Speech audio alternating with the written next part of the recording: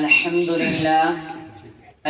لله نحمده ونستعينه ونستغفره ونؤمن به ونتوكل عليه ونعوذ بالله من شرور أنفسنا ومن سيئات أعمالنا من يهده الله فلا مضل له ومن يضلله فلا هادي له ونشهد أن لا إله إلا الله ونشهد أن محمدا عبده ورسوله. أما بعد، فقد قال الله تعالى في القرآن المجيد والفرقان الحميد: أعوذ بالله من الشيطان الرجيم، بسم الله الرحمن الرحيم. اقرأ باسم ربك الذي خلق الانسان من علق. محترم سامعین کرام اور حضرات اساتذہ کرام اور میرے بھائیوں، دوستوں اور عزیز ساتھیوں، آج کے اس مجلس میں آپ حضرات کے روبرو مدرسے کی مختصر حقیقت بیان کرنا چاہتا ہوں. امید ہے کہ بغور سماعت فرمائیں گے. محترم دوستو، مدرسہ ایک بہت بڑی نعمت ہے. آج کے دور میں مدرسہ بہت ہی قیمتی چیز ہے. اللہ نے آج یہ نعمت عطا کی، ہمیں اس سے فائدہ اٹھانا چاہیے. علم دین کا اتنا سیکھنا فرض ہے جس سے نماز، روزہ وغیرہ درست ہو سکے. علم دین کی تعلیم اس مدرسے میں ہوتی ہے. یہ مدرسہ ماں کی گود کی طرح ہے. جس طرح بچہ ماں کی گود میں پرورش پاتا ہے، اسی طرح انسان یہاں بھی پرورش پاتا ہے. مدرسہ انسان کو انسان بنا دیتا ہے. یہ مدرسہ چند افراد مل کر بناتے ہیں اور مدرسہ کئی افراد کو بناتا ہے. ہم مدرسے کی عمارت بناتے ہیں اور مدرسہ ہمارا قلب بناتا ہے، اللہ سے ہمارا تعلق جوڑتے ہیں. اور یہی نبی کا کام تھا کہ مخلوق کو خالق سے جوڑتے تھے.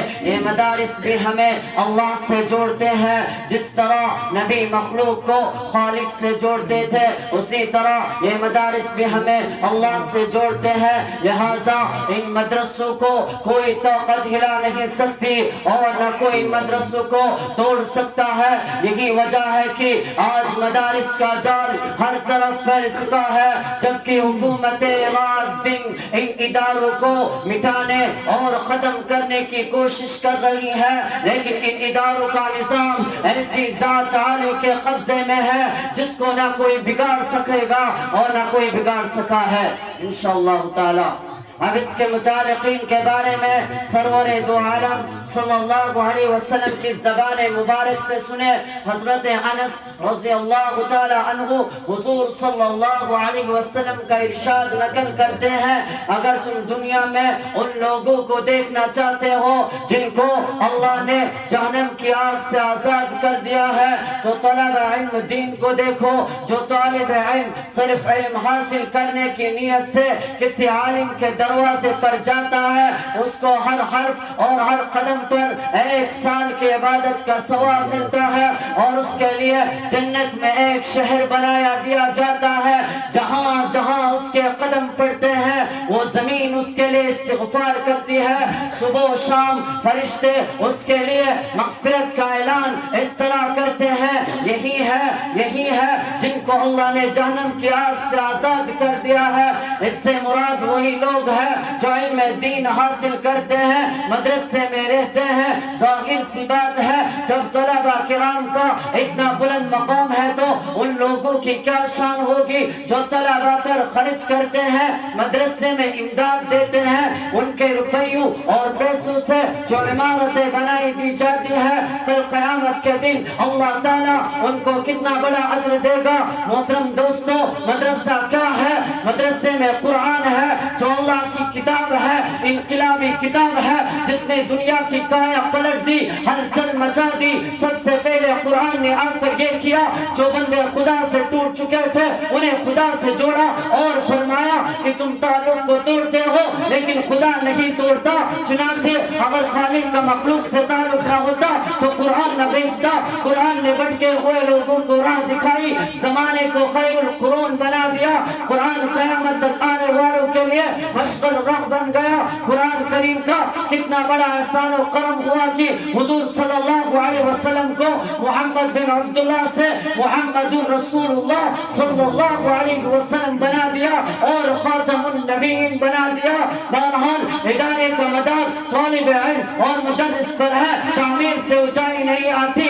اس ادارے کا رشتہ اصحاب صفا سے چلا ہوا ہے، جس کے معلم سرور دو عالم صلی اللہ علیہ وسلم تھے اور جس کے طالب علم حضرت ابو بکر صدیق اور حضرت فاروق اعظم رضی اللہ تعالیٰ عنہ جیسے تھے۔ ہم یہ فخر سے کہہ سکتے ہیں کہ کیا کوئی کالج یا یونیورسٹی سے فارغ ہونے والا اس طرح کا فخر کر سکتا ہے؟ یہ وہی دینی ادارہ ہے جہاں جبرائیل خود طالب علم بن کر استغفار کے لیے آئے تھے اور کہتے تھے کہ ایمان اور احسان کیا چیز ہے، قیامت کب آئے گی؟ تو اس مرکز میں طالب علم بن کر جبریل بھی رہے، ایسا نہ کوئی پیش کر سکا اور نہ کر سکے گا۔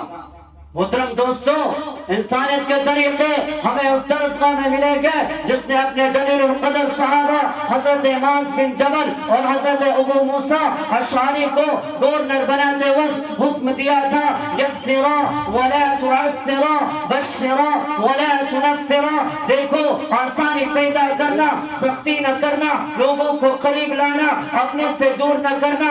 انسانیت سیکھنا ہو تو آؤ اس درسگاہ میں جائیں، تعلیم دی جا رہی ہے کہ انسان سب آپس میں برابر ہے، ان میں کوئی اونچ نیچ نہیں، ان میں کوئی بھید بھاؤ نہیں، ان میں کوئی چھوٹ چھاٹ نہیں، ان میں ذات برادری اور حسب نسب کی کوئی تفریق نہیں۔ انسانیت کے طریقے ہمیں اس نبی امی کی درسگاہ میں ملیں گی جس نے یہ اعلان کیا تھا کہ ارحموا من فی الارض یرحمکم من فی السماء، تم زمین والوں پر رحم کرو، آسمان والا تم پر رحم کرے گا۔ جس نے یہ بھی کہہ دیا تھا کہ لا يرحم اللہ من لا يرحم الناس، اللہ اس پر رحم نہیں کرتا جو لوگوں پر رحم نہ کرے۔